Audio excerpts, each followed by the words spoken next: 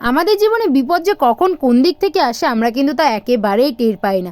আজকে সকালেও ভাবিনি যে আমার সাথে এরকম কিছু হবে, এত কিছু আমায় দেখতে হবে। আজকে দুপুরবেলায় অ্যাকোরিয়ামটা ধুতে গিয়ে হাত থেকে পড়ে একেবারেই ভেঙে যায়, আর আমার ইমিডিয়েটলি একটা অ্যাকোরিয়াম খুব দরকার, কারণ আমার মাছগুলো রয়েছে, ওদের তো রাখতেই হবে। তাই সব কিছু প্ল্যান ক্যান্সেল করে নিজের সব কিছু গুছিয়ে রাখা, উপার্জন করা সব টাকাগুলোকে এক জায়গায় করে নিয়ে আসলাম ওদের জন্য একটা বড় বাড়ি।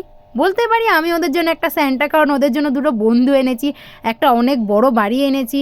কারণ আমার আগের যে অ্যাকোরিয়ামটা ছিল সেটা অনেকটা ছোট ছিল, আর এটা তোমার 1.5 ফুটের অ্যাকোরিয়াম, অনেক স্পেস আছে ওদের জন্য। এত বড় অ্যাকোরিয়াম দেখে আমার মায়ের চক্ষু তো পুরো চড়ক গাছ, মানে কত অভিযোগ, তুই কি করে ধুবি, কি করবি, মানে যা থাকে মায়েদের আর কি। আর তোমরা যারা আগের বড় ব্লগটা দেখোনি, আমার নামের নিচে লিঙ্ক দেওয়া আছে, অবশ্যই গিয়ে দেখে আসো। আর আমি তো এদের নিয়ে খুব খুশি আছি। তো তোমরা বলো তোমাদের ক্রিসমাস কেমন কাটছে, কমেন্ট করো।